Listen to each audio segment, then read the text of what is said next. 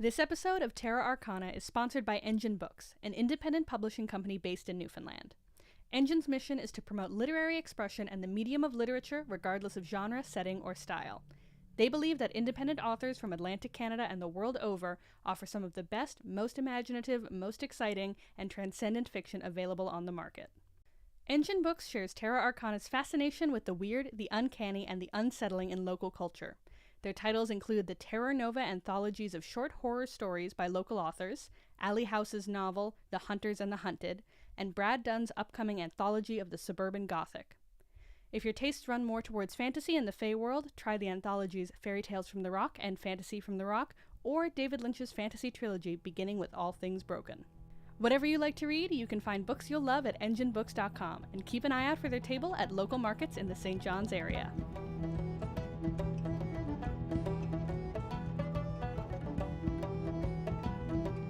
At least there's no fog. That's one good thing about tonight. Just one good thing? Why, this whole thing is an amazing adventure. Off on a ghost ship with a crew of long-dead sailors, looking for a sea monster. Don't mind Kate, she's weirdly blasé about life-threatening danger. And don't mind Essie, she's just as excited, but likes to pretend she isn't. I think I'm about 50-50 between excited and terrified. But like you said, Essie, at least it's a lovely night. I wonder if that makes a difference to a ghost ship. Do they steer by the stars? Aye, we steer by stars the living cannot see.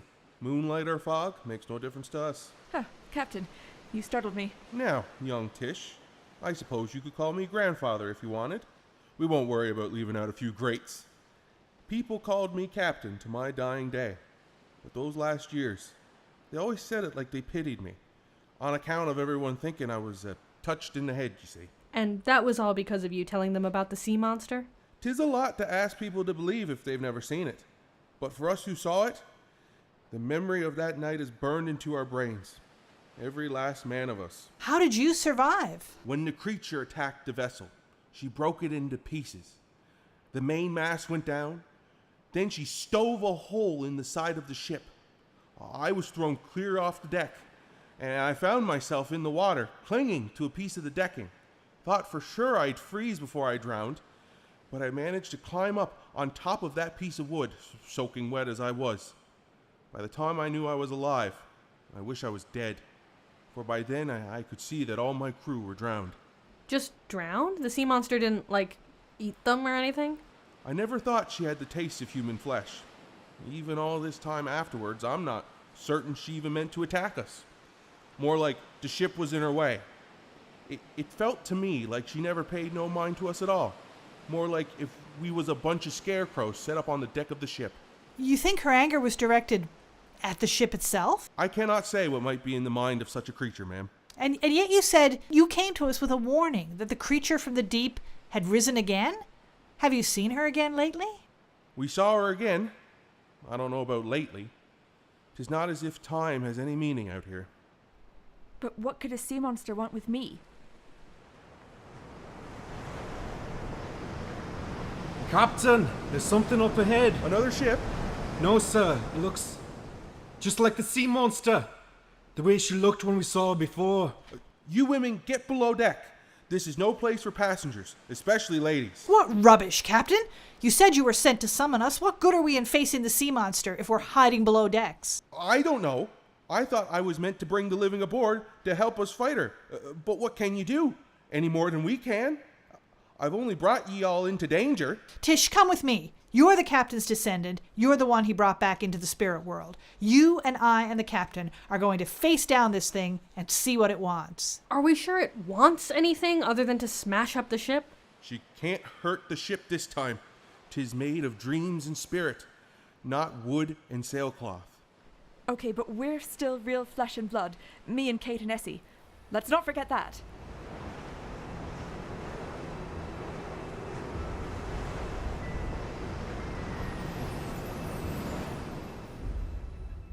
It's calm all of a sudden. A minute ago it felt like a storm was coming up. Now there's not a ripple on the water. Almost too calm, if you ask me. It is not natural. No sign of the sea monster, though. Weren't you supposed to stay back, young lady? I'm not getting left behind if there's an actual sea monster nearby. Look! There it is, breaking the surface of the water. See the head? It don't look like she's attacking. No. She's surfacing, calm and slow. That's how I saw her the other time, when I knew she wanted to send a message, that she had to find someone to carry it back to the land of the living. That's not a giant squid, is it? Or any kind of eel. It's not an animal at all. It's something else. Something with intelligence. Do you see the eyes on it? They're looking straight at us. Like it's looking straight into my soul. Speak, creature. What do you want from us? Why have you summoned us here into the dark ocean in the company of the dead?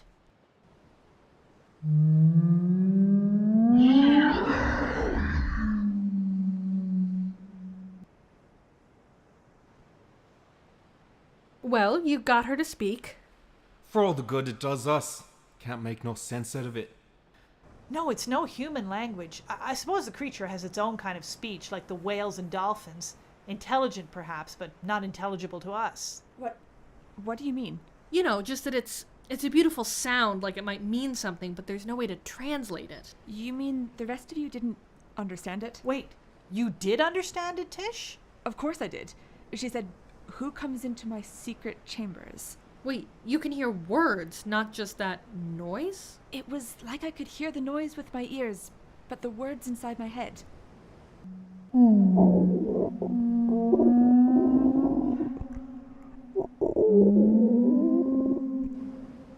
What did she say this time? Same thing. She wants to know who we are, or maybe who I am. I heard that. Or I understood it, like you said, even if not in so many words. Well, go on. Tell her who you are. What, tell her my name is Tish? Maybe that, but like a bit more oomph to it. Creature of the deep. This woman who stands before you is Tish, daughter of... Sorry, you'll have to do the rest of it, like Marge did before we first got on the ship. I am Tish Warren, daughter of David, son of Ethel, daughter of Lizzie, daughter of Obadiah Collins, who is the captain of this vessel. You attacked and sank his ship, drowned him and his men.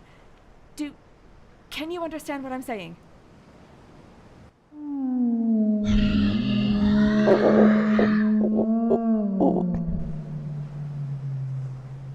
Why have you called us here? What do you want with us? The living, the creatures of the land. Oh, I guess you'll have to translate that, Tish.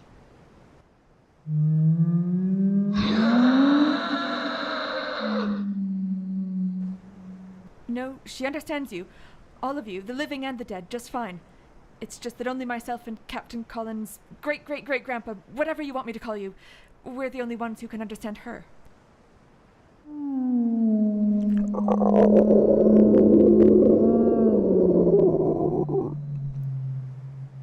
A warning.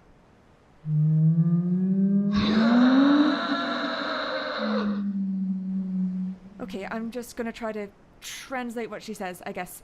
This is a warning to the creatures of the land. Beware. A really old bad thing. An ancient evil? It sounds better if you say it like that, yeah. An ancient evil has arisen once again, and it's trying to take over? To rule? To destroy? Does that make sense? Sounds like the type of thing an ancient evil would do.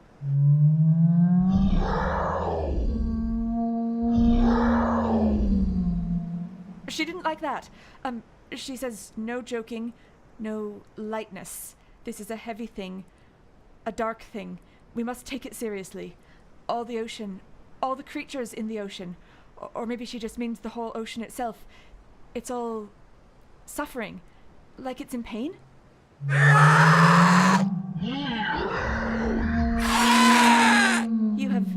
You have tortured the ocean, filled it with your waste, pierced its heart, and the ocean will defend itself. She's not wrong.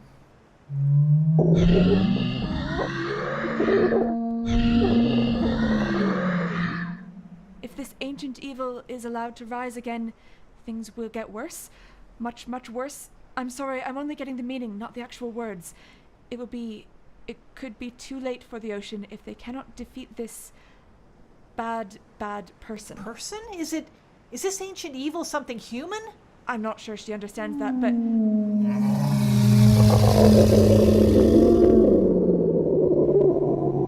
She says it's one of you, one of us. Yes, a human being, but with the power of old ones, ancient things. And if it If he, I think it's a he, not sure if she understands gender though, but we'll stick with he for now. If he is allowed to rise, he will destroy both ocean and land. The ocean will fight. Will fight. Look out! Hard aport! She's coming straight at the bow! Watch out! Look out! Watch out! Why is she doing this? Why are you doing this, creature of the deep? I thought you wanted to warn us.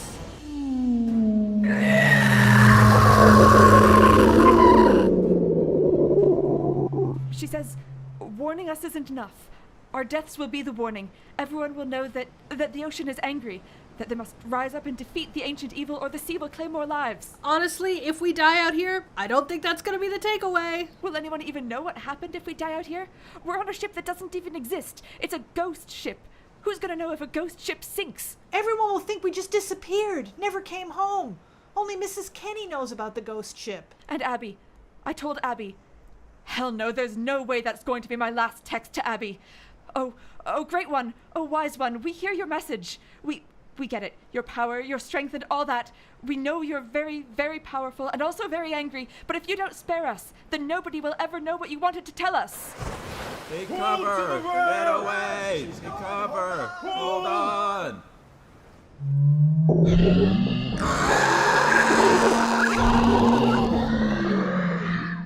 She says, I heard her. It's a sacrifice you want, is it, you creature of darkness? Take me then. Take my ship and crew. Didn't she already take you? Don't leave us here in this half-world, neither dead nor alive. Destroy us once and for all, and do what you will with our souls. We'll be your sacrifice. Captain, she's coming for us again. Take us, but leave the 3 women, the living ones. Send them safe to shore so they can carry your message to the folks on the land.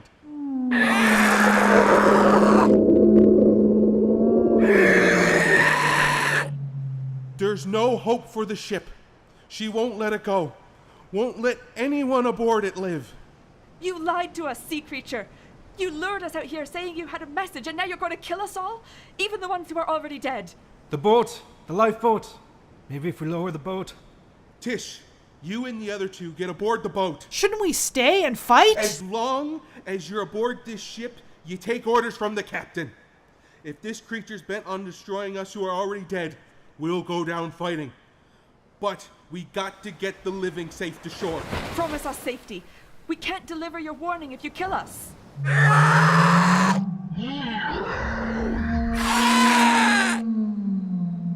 We'll fight you. We'll fight for our lives, and who knows, maybe we'll even find a way to defeat you. Or you can let us go and bring your warning back. And if it's a sacrifice you must have, take me and my ship. There now, mate. And you, ma'am. Take my hand. When all 3 of you aboard the boat, we'll lower her down. We can't sail in this. The storm is out of control. She's trying to drown us. It's our only chance. I'm coming. Goodbye, Captain Collins. I'm glad we got to meet, even if... Not the best of circumstances, no. But I am proud to call you my flesh and blood, young Tish. Now go, quickly. You fellas there, winch the boat down to the water while I'll go deal with this creature once and for all. Fare thee well, Captain. Farewell, brave sailors.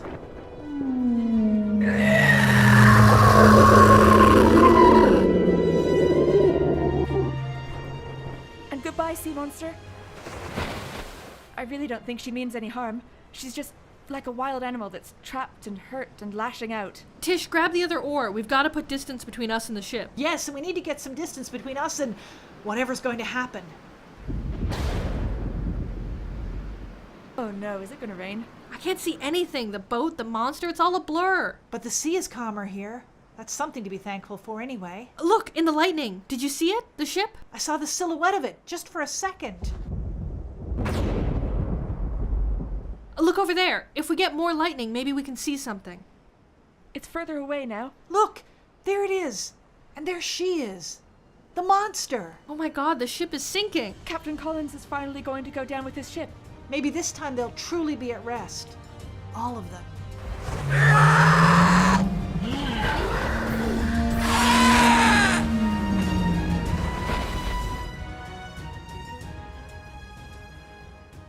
It's so quiet. I think think the storm is moving off. The gaps between the thunder and lightning were getting farther apart. At least it's not raining anymore. Do you think it's really gone? The sea monster? It's gone. I don't know how exactly, but I think when the ghost ship sank, somehow it took the monster with it. Before it was kind of like I could feel her presence, the same way I could understand what she was saying. Now there's just nothing. I don't know if she's dead or if she's just retreated, somewhere far off where we can't communicate with her. Look, the moon is breaking through the clouds. It's beautiful, like a path of silver on the water. And it's bright enough to see we're not that far from shore. There's a beach just over there. We can row to it.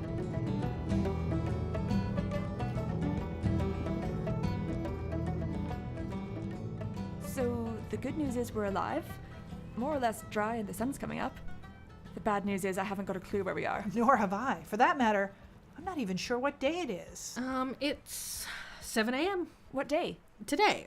It's Tuesday, the day after we boarded the ship, right when it should be. So the whole thing happened overnight? You brought your phone aboard the ghost ship with you, Essie? I left mine home. I didn't think it would be safe. I left mine in my car. I assumed modern technology wouldn't work in such a setting, and it might even prove some kind of barrier. Kate, it's fine. I just kept it in my pocket. Here, let me look at a map app. I think I might get a few bars. Oh, that would be great. I mean, it does detract a little from the mystery of escaping a ghost ship and a sea monster, being washed up on shore with no idea where or when you are. Hey, we had our adventure, but now that it's over, I can tell you that we're on a beach that doesn't have a name, but we're close to Hants Harbor. There's a path up there that I think leads to the road. Oh, Hants Harbor is only up the road from our place. We're not that far away at all. If you've got service, I can call Marge to come pick us up, just like we planned. Oh yeah, my service is much better than it usually is this far out of town. Wow, I'm even getting a bunch of notifications. Oh, that's interesting. What's that? Sorry, nothing that matters now. I can look at it later. Here, Tish, take my phone and call Marge. It'll be good to be back in the real world again. Okay, now that we are back on the road and by ourselves, there's something I need to tell you. Is it about the notification you got on your phone when we landed on the beach? You don't miss much, do you? I saw that something startled you, and you didn't want to share it just then. And I also noticed when we got back to Tish's place, you were quite anxious to get back on the road to town. It might be something personal, but I kind of got the sense it was relevant to our work. It is. I got a message from your friend Fiona, sent earlier this morning. It says, wait, let me pull it up. Essie, been trying to reach Kate, but I can't get any answer. If she's not at the library today, ask her to check in with me before she goes there. Might be a problem. A problem? At the library? Can you text her the following? Kate is driving. She will call you in 2 hours when she's back in town. Is there anything she needs to know immediately? Okay, done. Now, what are we to make of this whole business with the sea monster and the ghost ship? I mean, it was an amazing experience, and there'll be plenty to add to the library's notes, but what do we do about the sea monster's warning? Oh, about an evil power rising? I think we look for connections. So, what connections do we have? Well, the fairies in Fiona's garden were displaced by Avernal developments, and we suspected that a company truck might have planted a fairy in my apartment. Then there was the warning from the mermaid about an evil sorcerer, something setting off a powerful magic object in Bowring Park, and now a warning from a sea monster about an ancient evil arising. And the possibility that an unscrupulous property developer named Brett Crummy might also be an evil sorcerer? Oh, Fiona says library might be in danger. Suspicious activity. In danger? We already know the library is in danger from Mr. Crummy's development plans. This could be something more immediate, but there's no point trying to get Fiona to explain herself by text. I'll go straight to the library when we get back to town. If you're going to the library, I'm coming too. I don't want you to... Uh-oh what? Something else from Fiona? No, but something I just saw scrolling through the stuff on my phone. Can I turn on the radio for a sec? Isn't this an important discussion we're having? Yes, but you need to hear this. And the CBC News is just coming on, and I bet this is going to be the top story. In today's top story, St. John's developer Brett Crummy has announced that he will be a last-minute addition to the Conservative leadership race to replace the retiring Premier. With nominations closing tomorrow, Crummy has waited until the last possible moment to declare his candidacy. Speaking at a press conference earlier today, Crummy explained his reasoning. I held back and watched this whole process, ever since the Premier announced her resignation. The only people we've seen come forward are political hacks who want to feather their own nests, or bleeding hearts who want to coddle the losers in our society. I don't care if I make enemies. I'm not here to make friends. I've got a bold vision for this province and its future, and I don't have time for anyone who's going to hold us back. As a province, if you want success, if you're tired of us being a loser province and you want to start winning, then join me in moving forward into the crummy future. So far, no clear leader has emerged among the 7 leadership candidates. Political observers suggest Crummy is trading on his outsider status to galvanize the party, shake up the convention, and become the frontrunner. Crummy has a long career as a businessman and developer, with his latest project being the just-approved Vernal Properties on Water Street in St. John's, which was approved for zoning by the St. John City Council right before Crummy's announcement. Whoever wins the leadership at the convention automatically becomes premier once the sitting premier leaves office, as she has announced she will do when the convention is over. In other news... Moving forward into the crummy future. Did he really just say that? Does he even have a PR person? That is a seriously bad slogan. That voice. What about it? He sounds like he's from here, right? Yes, of course. I was thinking of something else. Did you hear the part about Water Street? Is that the proposal that would include the library building? Yes. Bulldozing our whole block of buildings to build a giant office tower and condo development. Wouldn't he have to give up all of his business interests if he becomes premier? Oh, of course. He'll transfer them to a family member or someone else close to him so that he can still control them at arm's length. I don't know that he has any family members. Remember how I said I couldn't find out virtually any background information on him, his early life, anything like that? But if he's actually some kind of immortal, all-powerful, evil sorcerer, I guess that would track. I don't think the selection of our block of Water Street for this development is accidental. I think there are 2 things there he wants. 2 things that might be key to his takeover of the province on more than just a political level. The War Memorial, right? If what happened in Bowring Park is any indication, there could be a lot of power in a bunch of historic statues. Yes, the War Memorial. And our library. You think he's targeting the library specifically? Why? You've only been with the library a short time, Essie, and you're just beginning to learn its secrets. You already know it's a repository of great knowledge, not just Newfoundland folklore and mythology, but about the real, actual powers that exist in this world beyond our 5 senses. But the library does more than just store the knowledge of magical things. It is itself a site of great power. Anyone hoping to control this island using supernatural means would be wise to seize the library and break that power. So, the library does have its own magical powers? Not just the spells written in the books, but the place itself is magic? Magic is such an imprecise word. Let's stick with power. That's a good word. The library is a place of power, and we never want that power to fall into the wrong hands. Like any power, it can be used for good or for evil. But surely, the library itself can't be evil, can it? In the wrong hands, or even in the hands of someone misguided or unprepared. I'm glad I didn't know all of this when I started the job. If it was up to me, you would have learned all this information slowly, gradually, over a great period of time. Allowing an apprentice too much access to the secrets of the library without time to learn how to use that power can only lead to trouble. Are you speaking from experience? Perhaps. Kate, you had a weird reaction when I showed you the picture of Brett Crummy. And you had a weird reaction to hearing his voice just now. Do you know more about this guy than you're telling me? I can't say anything right now. It's only a suspicion. I have to do more research. Do we have time for you to do more research? All I can say right now is that if there's the slightest chance that Brett Crummy is in league with some powerful evil force, or even if he himself is a powerful force for evil, then we must at all costs prevent him from taking over the library. And the whole province. Yes, that also. But the library is key. Turn the radio back up and see if there's anything more on there about Mr. Crummy and his nefarious plot. You're sure you don't want me to drop you at home first, Essie? No, if you're going straight to the library, I am too. What did Fiona say when you called her? Frustratingly vague, as you might imagine. She said there was a report on the police scanner of a disturbance at a building on Water Street East late last night, and she just had a sense that it was our building. Nothing more concrete than that. So Fiona and the fairies sit around listening to a police scanner? Normally I'd brush this off as Fiona being overly concerned, but On top of the news about the zoning approval and having been warned of a deadly evil by an angry sea monster. Yes, all of it is giving me reason to worry about the library. Anyway, here we are, and it looks okay from the outside. It does, and all the statues on the war memorial just look like statues, but things aren't always what they seem on the outside, are they? That's a lesson you've learned very quickly. Oh no. It looks like the lock was forced open by whoever broke in here. Do you have any kind of security system? Wouldn't the cops have been alerted? No security system for the shop. Why should I? It's just mittens. Mittens all over the floor. Oh, dear me, what a mess. I never leave cash in the till overnight, but whoever got in here destroyed a few dozen pairs of mittens, pulled down shelves. The window's cracked, too. I didn't notice it from the outside. It's very sad, but not a tragedy. But the library, isn't there security for that? Oh, there most certainly is, though not provided by any of the major security companies. We're talking spells and incantations, then. Something like that.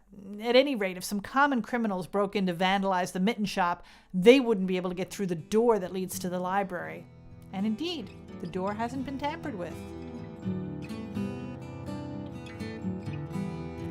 Heavens above, what's happened here? The door might not have been tampered with, but someone or something was in here. Look at this place. Oh, the shelf on witches is destroyed. Those books are... Well, the whole thing is irreplaceable. This is devastating. But this section over here, the fairy lore, it's virtually untouched. This doesn't look like the shop downstairs does, like someone was coming through and randomly hauling things off shelves. This area here is blackened, books are burned, and there's smoke damage. It looks as if the damage works outward from a central area. Right. Where's the center? Where does it start? Behind these shelves, over here. Oh, no. It looks as if something exploded. Like a bomb went off. What was over there? This is where the box was, where I put the orb we brought back from Barring Park. The thing we were going to investigate when we got time? That was a bomb? Something very like a bomb, at least. Once you accept the premise that something exploded in just this spot, the pattern of destruction makes sense. It couldn't have been a huge bomb. It's a fairly small ring of destruction, just these rows of shelves on this floor.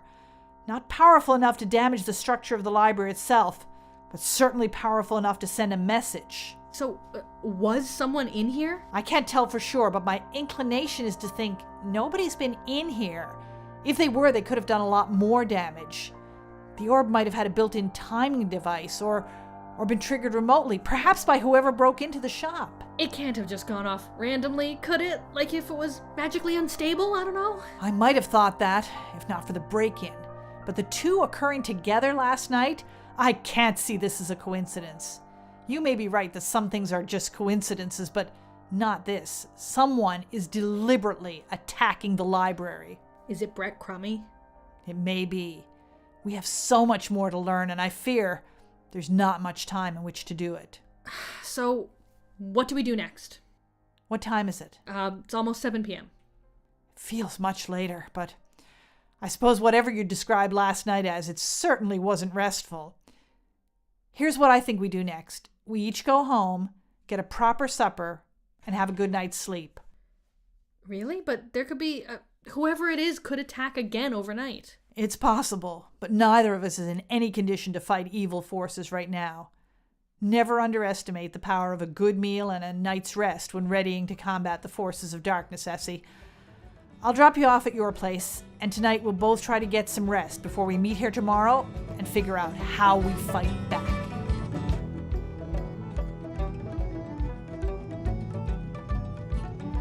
Terra Arcana is written, produced, and directed by Emma Cole and Trudy Morgan Cole. It's recorded at Bad Times Club Studios in St. John's, Newfoundland, with sound design and original music by Chris Cole. Additional music in this episode is by John Bjork from Epidemic Sound. In this episode, you heard Emma Cole as Essie Clark, Trudy Morgan Cole as Kate McGregor, Karen Murray Bergquist as Tish Warren, Brandon Cave as Captain Obadiah Collins, Aidan Karcha, Nick Keogh, and Jason Cole as Ghost Sailors, Julianne Meany as the newsreader, and Chase Noseworthy as Brett Crummy. Special thanks to Aidan Karcha for his contributions to the Sea Monsters voice, and thanks to our sponsor for this episode, Engine Books. Terra Arcana is a work of fiction, and any real locations are used for purely fictional purposes. Creators of this podcast can neither confirm nor deny the existence of ghost ships, sea monsters, or power-hungry businessmen who may also be evil sorcerers, though we strongly suspect at least one of those things does exist. Terra Arcana will return next month with episode 6.